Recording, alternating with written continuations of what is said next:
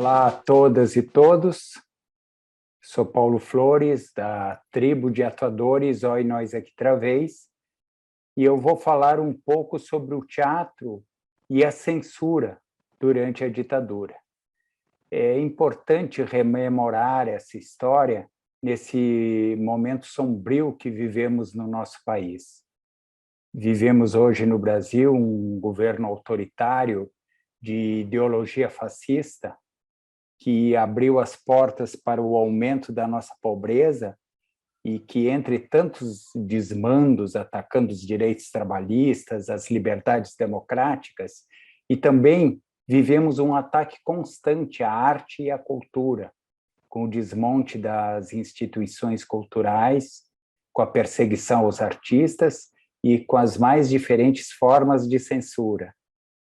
Para contribuir com a defesa à liberdade de expressão e de luta contra qualquer forma de censura, eu vou relembrar um pouco do papel do teatro e da sua luta nesse período, né, dos chamados anos de chumbo, de 1964 a 1985.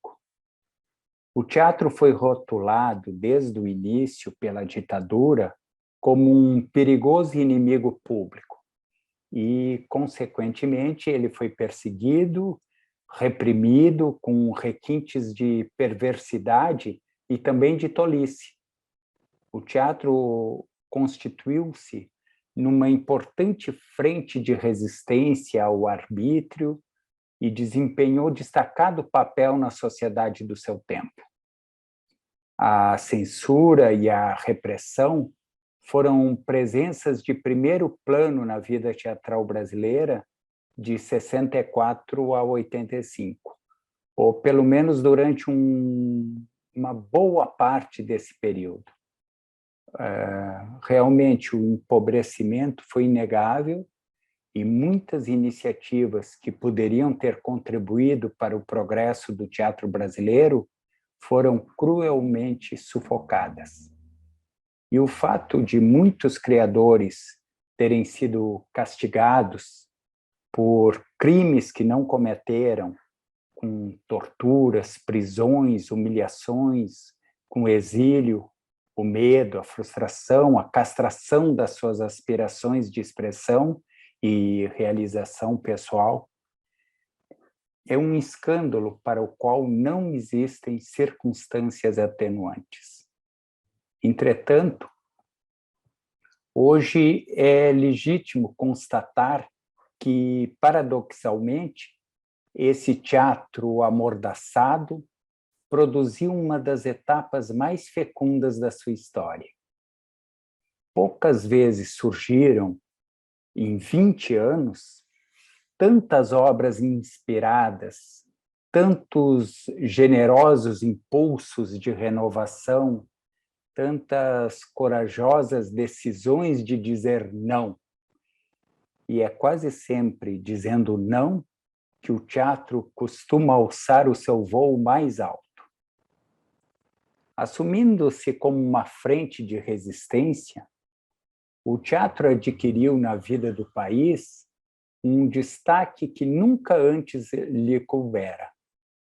No momento em que o golpe de 1964 veio interromper o seu fluxo de desenvolvimento e fixar as novas regras do jogo para o seu futuro caminho, o teatro brasileiro estava no auge de uma sucessão de movimentos renovadores, que há cerca de um quarto de século vinham modificando radicalmente a sua face.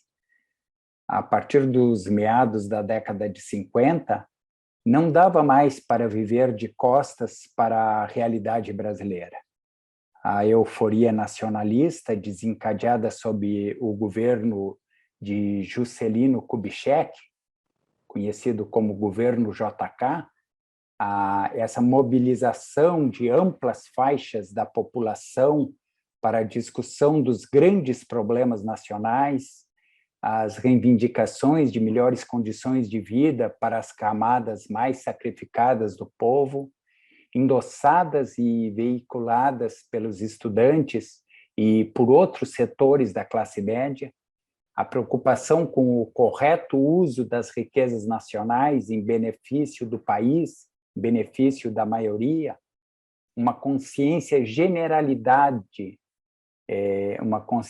generalizada da brasilidade, aliada a um repentino orgulho de ser brasileiro. Todo esse clima que se respirava na época tornou vulnerável o caráter cosmopolita e alienado dos problemas políticos e sociais que o teatro insistia em cultivar. É o tempo do surgimento de dramaturgos como Ariano Suassuna, Dias Gomes, Jorge Andrade, Guarnieri, Augusto Boal e Oduvaldo Viana Filho. E do surgimento do teatro de arena e também do teatro oficina. No início dos anos 60, começou a ser testado o uso do teatro como uma arma na luta pelas grandes transformações sociais que as esquerdas, que os progressistas reclamavam. No Rio, o Centro Popular de Cultura da União Nacional dos Estudantes, liderados por Oduvaldo Viana Filho, montou um dinâmico esquema de atividades de agitação e propaganda, o Teatro de Agite Prop, permitindo preparação de pequenos esquetes circunstanciais para serem encenados em comícios, manifestações de rua, etc. E no Nordeste, os movimentos de cultura popular utilizavam amplamente as técnicas teatrais nas suas campanhas de conscientização e catequização política das populações do interior. Foi este o panorama teatral que o golpe de 1964 encontrou ao assumir o poder e contra o qual ele não demorou a entrar de sola.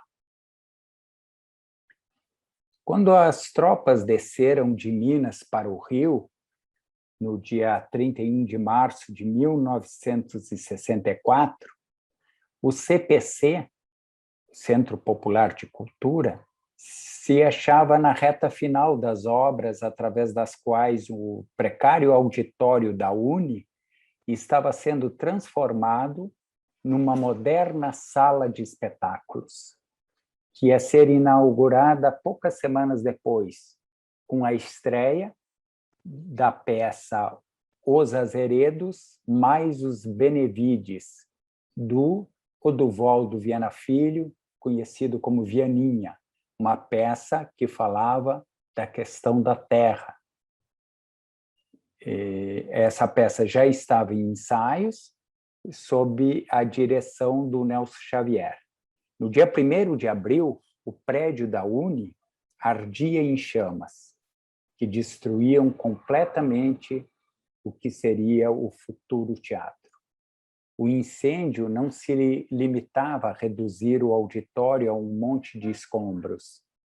Nas suas chamas morria também o CPC, imediatamente colocado como a própria UNE fora da lei, na clandestinidade. CPC e UNE proibidos pelo Estado. Morria todo o projeto de um teatro engajado, ao qual muitos dos melhores artistas do país se vinham dedicando nos últimos anos. A temporada de 1964 foi marcada pela perplexidade, sobretudo entre os grupos que, na fase anterior, tiveram uma atuação mais definida em termos de engajamento político. Na verdade, a tomada do poder pelos militares havia causado aos artistas de teatro, nesses primeiros meses, mais susto do que problemas. Passados esses primeiros meses de perplexidade, A temporada teatral vai aos poucos retomando as montagens de qualidade e de reflexão crítica. No fim do ano, em dezembro, nasce a primeira semente daquilo que viria a ser uma das mais fortes trincheiras teatrais contra o regime militar. O musical Opinião, dirigido por Augusto Boal e interpretado por Nara Leão, João do Vale e Zé Quete. Lança, por um lado, a forma de colagem litero-musical, que de agora em diante será cada vez mais utilizado pelo Teatro da Resistência. E, por outro lado, consagra o espaço do Centro Comercial de Copacabana, que pouco mais tarde tomará o nome de Teatro Opinião, que, liderado por Vianinha, João das Neves, Ferreira Goulart e Paulo Pontes, entre outros, será o principal porta-bandeira carioca da luta pela liberdade do teatro. No ano seguinte, o Teatro Opinião, com emoção, fervor, vai montar um espetáculo pioneiro daquilo que viria a ser, a partir de então, o chamado Teatro de Resistência. A montagem da peça Liberdade, Liberdade, de autoria de Milor Fernandes e do diretor teatral Flávio Rangel. Esse era interpretado, o espetáculo, por Paulo Altran, Vianinha, Teresa Raquel e Nara Leão. O espetáculo captava com sensibilidade, coragem, o espírito de inconformismo que a nação vinha assumindo em relação às duras medidas de arbítrio, de repressão, que a ditadura vinha multiplicando nas mais diferentes áreas, não só culturais, mas sociais, sindicais e outras mais. Essa linguagem teatral e musical estava também presente em realizações exitosas, como Morte e Vida Severina e Arena Conta Zumbi. As máscaras e as ilusões sobre um regime mais flexível quanto ao teatro caíram logo nesse 1965.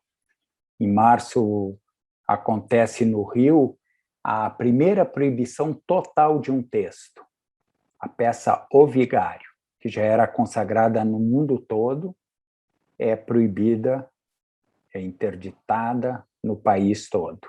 Em maio, a atriz Isolda Cresta é detida antes de uma sessão da peça Electra.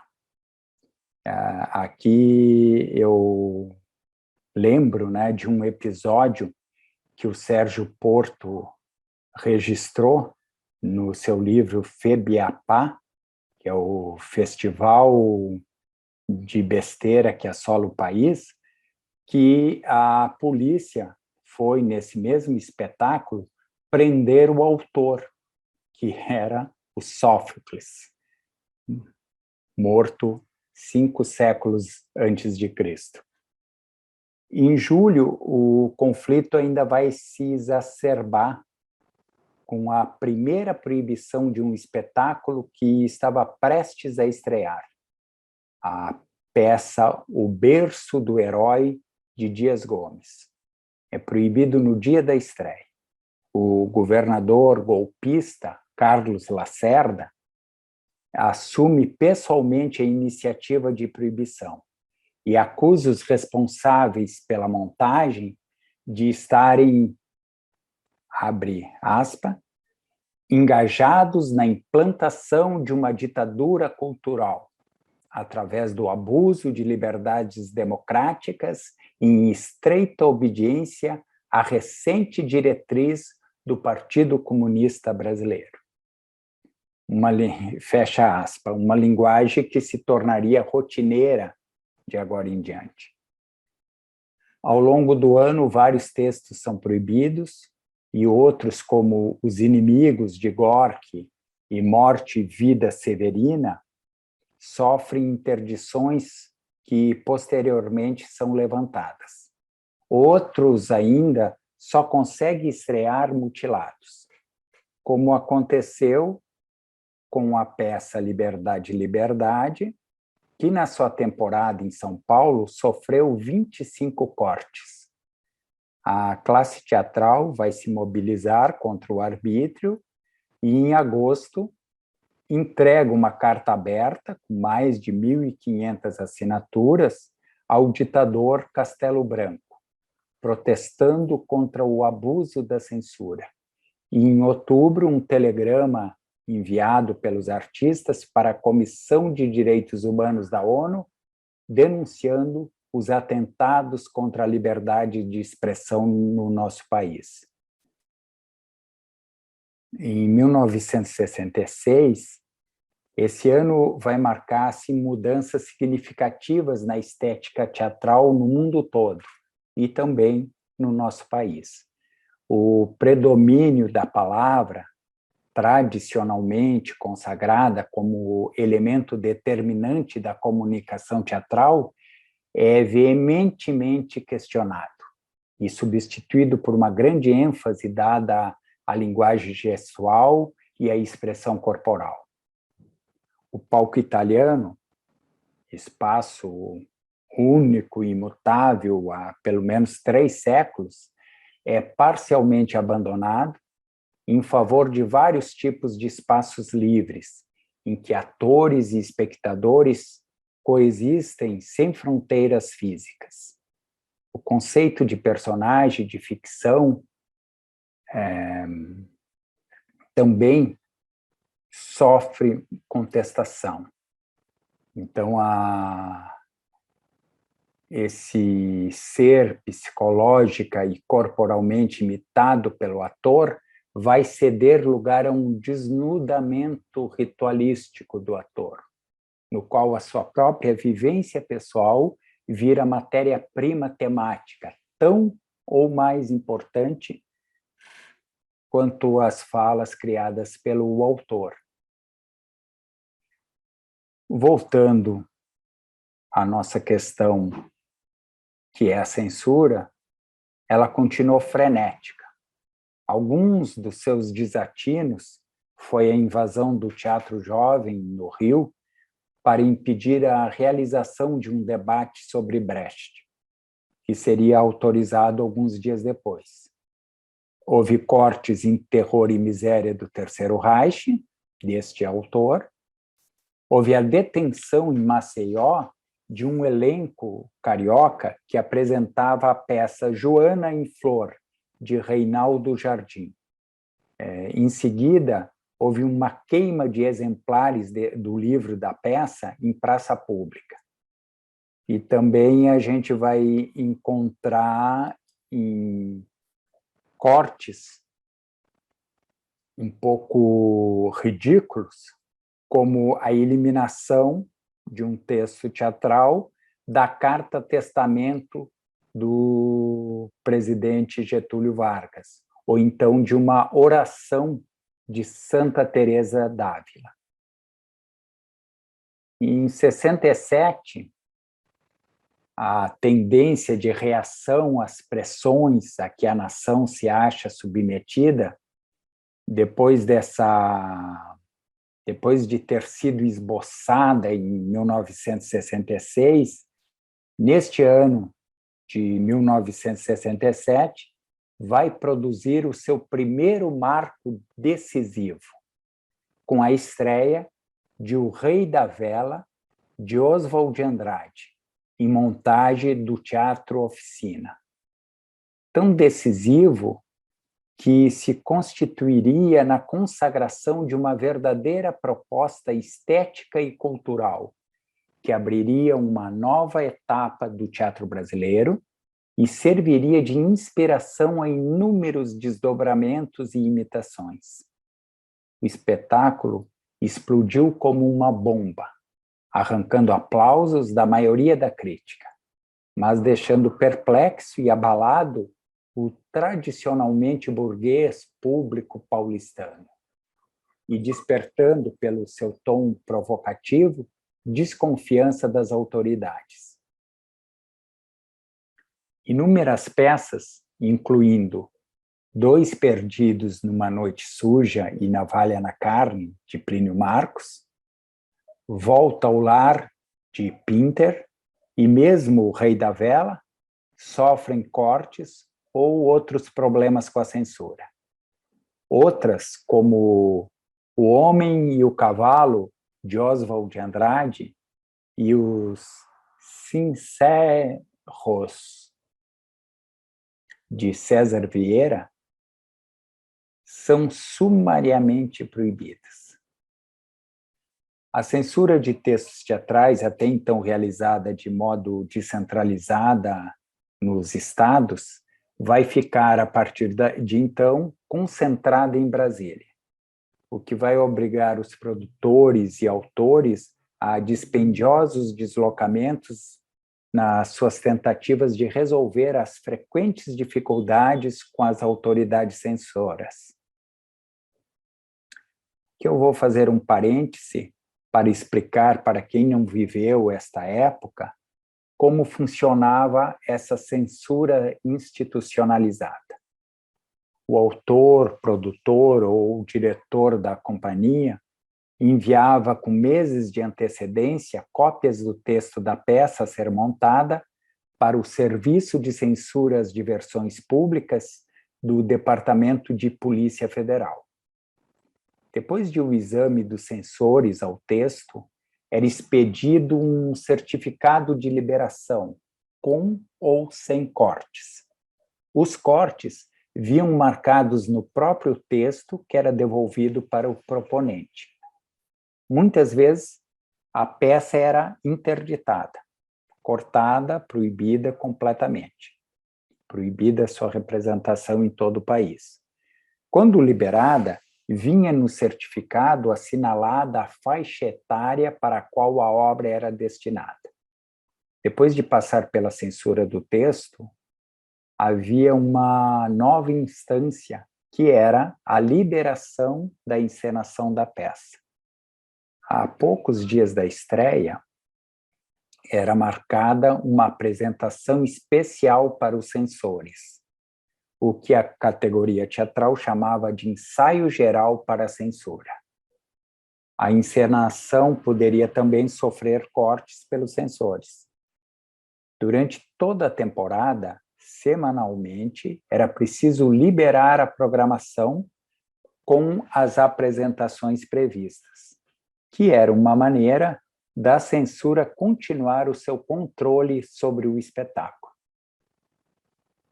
Chegamos a 1968, talvez o ano mais trágico de toda a história do teatro brasileiro. A censura, seja ela oficial ou oficiosa, assume o papel de protagonista na cena nacional. Desencadeia uma guerra aberta contra a criação teatral, torna-se incomodamente presente no cotidiano dos artistas. Já em janeiro, o general Juvencio Façanha, que no ano anterior já havia mandado aos fazedores de teatro e cinema o recado ameaçador: ou vocês mudam ou acabam. Esse general dá em público uma declaração estarrecedora, que define com clareza a atitude do regime em relação à atividade cênica. A classe teatral só tem intelectuais, pés sujos, desvairados e vagabundos, que entendem de tudo, menos de teatro. Quando, em fevereiro, a censura chega ao desvario de tirar de cartaz em Brasília a peça consagrada mundialmente, um bonde chamado Desejo, de Tennessee Williams, e ainda por cima impor à atriz Maria Fernanda e ao produtor Oscar Araripe uma suspensão de 30 dias, a classe teatral só pode reagir com indignação. Todos os teatros do Rio e de São Paulo declaram-se em greve de protesto por 3 dias e os artistas, liderados por personalidades como Cacilda Becker, Glauci Rocha, Tônia Carreiro, Ruth Escobar, Valmor Chagas, realizam rumorosas vigílias cívicas nas escadarias dos teatros municipais das 2 cidades, durante os quais ocorrem tragicômicos conflitos com a polícia. O episódio alcança uma grande divulgação, com muita repercussão, e tudo isso começa a preocupar as autoridades. Em defesa da sua imagem e para dar uma satisfação à opinião pública, o governo institui, no âmbito do Ministério da Justiça, um grupo de trabalho integrado por representantes das entidades de classe e por técnicos do Ministério, para elaborar o anteprojeto de uma nova lei sobre a censura. Logo, tudo isso soará como uma sinistra e cínica piada, pois as proibições, os cortes e todo tipo de chicanas e agressões não param de intensificar-se. O ditador de plantão da época, o Costa e Silva, aparece na TV para comentar indignado a imoralidade da peça Santidade, de autoria de José Vicente, que acabava de ser proibida. Distribuiu exemplares da peça aos donos dos principais jornais, pedindo que se manifestassem a respeito. Começa uma ampla campanha de difamação do teatro, insistindo na imoralidade dos espetáculos e na quantidade de palavrões ditos nos palcos. Aos poucos, começa a configurar-se também uma ofensiva de órgãos paramilitares contra o teatro. Multiplicam-se as ameaças, as condições de trabalho tornam-se muitas vezes inseguras.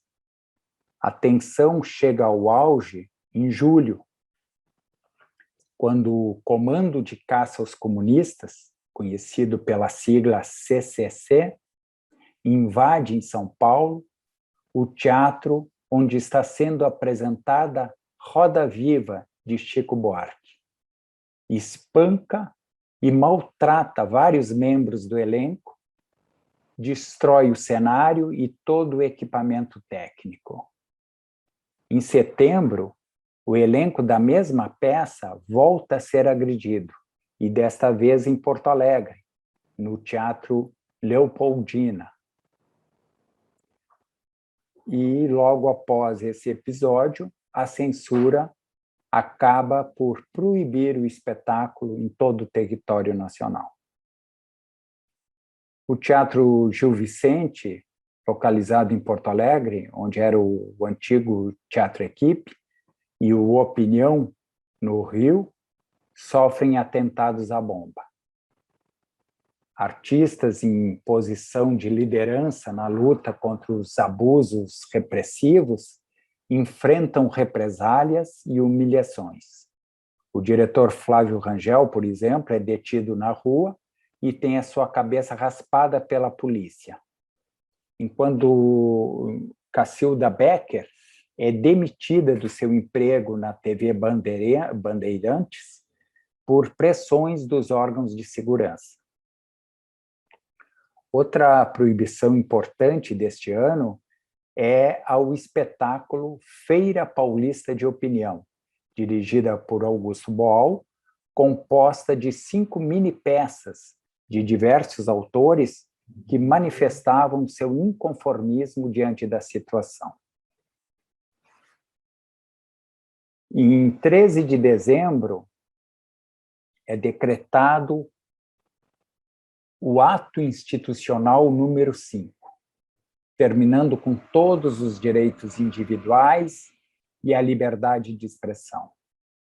As regras da ditadura de agora em diante serão diferentes para o teatro e para todos os brasileiros. O primeiro ano debaixo do jugo do AI-5 é trágico para o teatro. O número de peças proibidas ou desfiguradas pela censura conta-se por dezenas. Isso traz pânico à categoria teatral. A nação vivia um estado de choque, esmagada por um golpe de violência sem precedentes na sua história. O teatro como atividade de lazer não estava decididamente entre as preocupações prioritárias das pessoas nesse momento. E, por outro lado, a classe média afastou-se do teatro, influenciada pela campanha do governo, que foi desfechado contra o teatro, fazendo-o aparecer perante a opinião pública como um antro de perversões, violência e subversão. O mais prudente para esse potencial espectador era passar longe das bilheterias dos teatros. Mesmo assim, a temporada teve espetáculos marcantes, como Na Selva das Cidades, do Teatro Oficina, A Construção, do diretor Amir Haddad, e O Balcão, texto de Jean Genet, numa produção ousada de Ruth Escobar, dirigida pelo argentino Vítor Garcia. Em 1970, o famigerado Decreto-Lei 1077 institui a censura prévia de livros, jornais, revistas e declara que o emprego dos meios de comunicação obedece a um plano subversivo que põe em risco a segurança nacional. Embora voltado mais especificamente contra a imprensa e a literatura, dificulta ainda mais a existência do teatro. Como sempre, dezenas de peças são proibidas ou cortadas, sendo que até mesmo o belo Cemitério de Automóveis, peça de Fernando Arrabal, apesar de estar sendo levada desde 1968, chega a ser retirada de cartaz no meio da temporada, antes de ser novamente autorizado um pouco mais tarde. 1971, o acontecimento de maior peso nesse sombrio ano para o Teatro Nacional e simboliza tristemente a situação do momento. Em março, Augusto Boal é preso e recolhido ao famigerado presídio Tiradentes, em São Paulo, onde é submetido a torturas. Meses depois, absolvido pela auditoria militar das acusações de subversão, ele é solto e, percebendo a impossibilidade de dar continuidade ao seu trabalho no país e correndo risco de vida, parte para o exílio. Privado do seu líder, o Teatro de Arena, cujas finanças já estavam combalidas, encerra de vez as suas atividades. Eleni Guariba, diretora e professora de teatro, também nesse período ligada ao Teatro de Arena, combatente da resistência armada à ditadura, também vai ser presa, barbaramente torturada e morta, e teve o seu corpo ocultado. Eleni faz parte das dezenas de brasileiras e brasileiros que são considerados desaparecidos políticos pela ação do Estado brasileiro. A ação da censura chega nesse ano de 71 a um nível tão delirante que qualquer tomada de posição diante da realidade nacional por mais metafórica que seja, torna-se virtualmente impossível. Com todas as suas alternativas temáticas formais praticamente riscadas do mapa, os grupos são reduzidos a um estado de impotência que os sufoca. Os grupos e as grandes companhias estáveis se desfazem. O que sobrará de agora em diante será basicamente apenas o sistema da produção avulsa. O detentor do capital, que pode ser um produtor profissional, mas na maioria das vezes no Brasil é um ator ou um diretor consagrado que assume essa responsabilidade financeira da produção, do empreendimento, contrata a equipe para um espetáculo específico que pretende montar. Terminada a carreira da peça, cada um vai cuidar da sua vida e procurar novos compromissos profissionais. Outro fato marcante da repressão ao teatro é a prisão em Ouro Preto, Minas Gerais, dos diretores Julian Beck e Judith Malina e de outros integrantes do Living, grupo internacionalmente conhecido pelo seu teatro revolucionário. Após meses de prisão, uma forte pressão de intelectuais do mundo inteiro, são expulsos e banidos do país.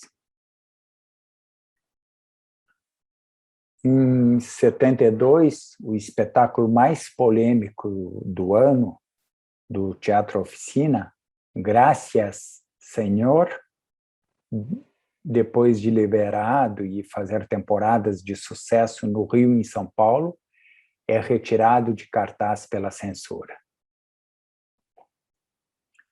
Em 1973, outra ocorrência tristemente representativa desse momento que o país e o teatro estavam atravessando foi o episódio Calabar, um dos marcos mais rumorosos de todos esses anos de luta entre o teatro e a censura.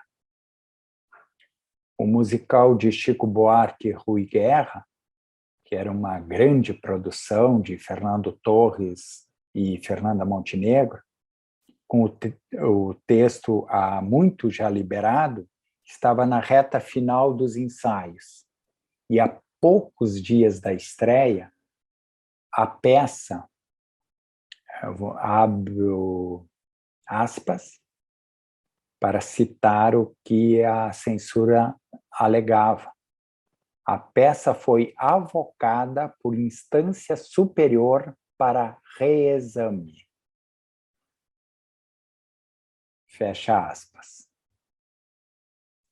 Todos os esforços para conseguir a liberação esbarram no silêncio das autoridades. O chefe da Polícia Federal da época, General Bandeira, insinua que o reexame demorará 3 a 4 meses.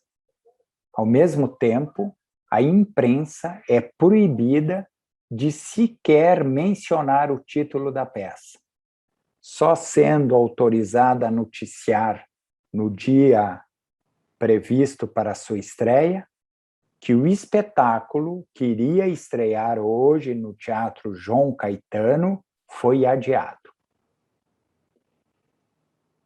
Passado meses, esgotada a sua capacidade financeira de manter Calabar em ensaios, sem ter a certeza de poder lançá-lo, os produtores dissolvem o elenco e cancelam a realização, arcando com o maior prejuízo já sofrido por uma produção isolada, e do qual levarão anos a se recuperar. Logo a seguir, o texto é formalmente proibido pela censura. Em 1974, o Teatro Oficina é invadido e algumas pessoas ligadas ao grupo são detidas. Um pouco depois, chega a vez do diretor José Celso Martinez Correia ser preso, ficando incomunicável e sendo torturado. Solto depois de 20 dias, impossibilitado de continuar a fazer teatro, resolve, meses mais tarde, autoexilar-se e parte para Portugal com o seu grupo Oficina. Em 1975, com a volta do concurso de dramaturgia do Serviço Nacional de Teatro, que havia sido suspenso em 1968, em decorrência da premiação da peça Papa e Girt, de Vianinha, que logo em seguida seria proibida, a gente vai viver novamente uma contradição da ditadura.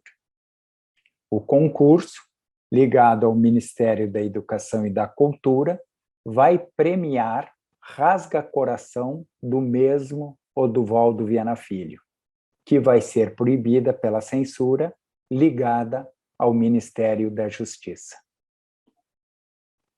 Um outro concurso nacional de dramaturgia, promovido por algumas entidades oficiais do Rio Grande do Sul, é simplesmente cancelado por ordens superiores.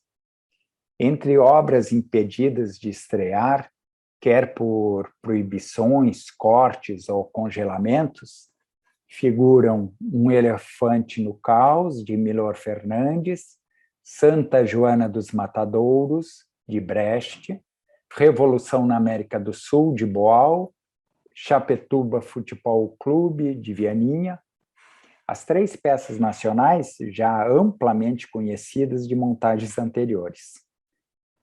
Abajur Lilás, de Plínio Marcos, é proibido dias antes da estreia, causando um prejuízo total à produção, elevando a 18 o número de obras interditadas do autor e desencadeando uma greve de protesto de um dia nos teatros paulistas. A partir daí, Plínio Marcos se torna um autor maldito. Nada que ele escreve recebe licença da censura para ser encenado. Mocking Pot, de Peter Weiss, uma montagem realizada em Porto Alegre, dirigida por um europeu, depois de um grande sucesso no centro do país, é interrompida em São Paulo por uma repentina proibição da censura. Existe uma grita geral no país todo e essa proibição é levantada. Também em 76, em Porto Alegre, entre tantos desatinos da censura, nós podemos citar a proibição da peça infantil O Aprendiz de Feiticeiro, da autora Maria Clara Machado. A realidade de um país sufocado pelo medo e a tirania foi, nesse ano, pateticamente sintetizada por Gianfrancesco Guarnieri, numa das suas obras mais inspiradas e poéticas, a peça Ponto de Partida, lançada em São Paulo. Indignado com o assassinato do jornalista Vladimir Herzog, que no ano anterior chocou a consciência da nação, Guarnieri sabia que era cedo ainda para enfocar esse assunto através de uma abordagem direta. Criou, então, uma aldeia vagamente medieval, na qual o poeta e humanista local amanhece enforcado na praça, e onde o inquérito que se segue põe a nu a impiedosa e hipócrita mecânica que torna o crime impune. Em 1977, o concurso de dramaturgia do SNT, Serviço Nacional do Teatro, vinha tendo as decisões das suas sucessivas comissões julgadoras exemplarmente respeitadas em termos de premiação, mesmo quando as peças premiadas eram posteriormente impedidas pela censura de chegar aos palcos, como aconteceu com Rasga-Coração e Invasão dos Bárbaros, que foram a primeira e a segunda colocada em 1975. Em 77, um suspeito silêncio começou a pesar sobre o julgamento, sucessivamente adiado, sem nenhuma explicação. Quando, com 8 meses de atraso, o júri foi finalmente convocado para a reunião final, no desfecho, foi divulgado um resultado estarrecedor. A peça vencedora era a que havia sido inscrita sob o número 143, mas, na impossibilidade de identificar o seu título e o nome do autor, o resultado não podia ser oficialmente homologado pela direção do SNT. O autor tomou a iniciativa de identificar-se na hora, era o jovem João Ribeiro Chaves Neto, que revelou o título de sua obra, Patética. Ainda assim, a homologação do resultado não foi, na época, possível, porque faltava o envelope de identificação do autor, que, por incrível que pareça, havia sido sequestrado, em circunstâncias que até hoje não foram esclarecidas, por órgãos da Segurança Nacional nas próprias dependências do SNT. O motivo dessa insólita violência. A peça abordava, de modo bem mais explícito do que Ponto de Partida fizera 2 anos antes, o episódio do assassinato de Vladimir Herzog, que, aliás, era cunhado do autor.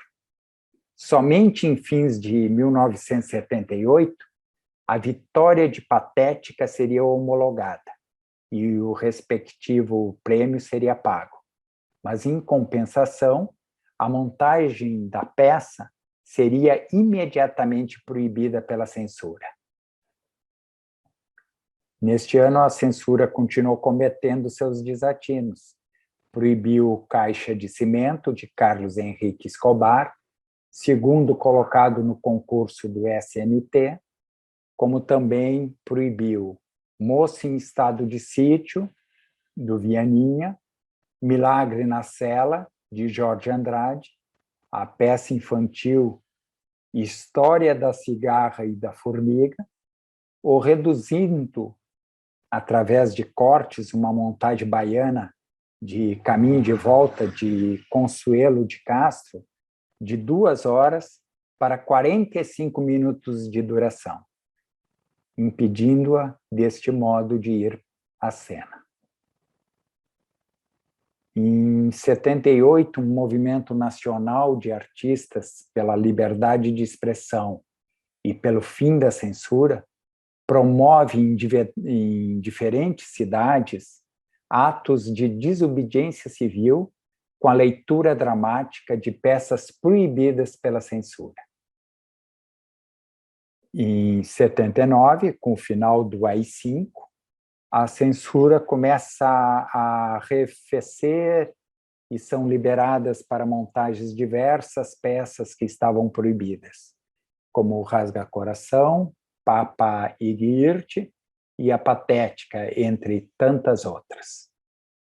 Mesmo com proibições ocasionais e muitas vezes revistas, a censura continuou no último governo da ditadura e no governo civil de transição, como a gente pode ver com as proibições no governo do José Sarney, do filme do Godard e da peça do Cacá Rossé. Na realidade, a censura só foi extinta com a Constituinte de 1988. Lembrar essa história nesses tempos sombrios é uma forma de estarmos atentos para que possamos não aceitar e evitar a perseguição ao teatro e a todas as formas de expressão. Muito obrigado pela atenção.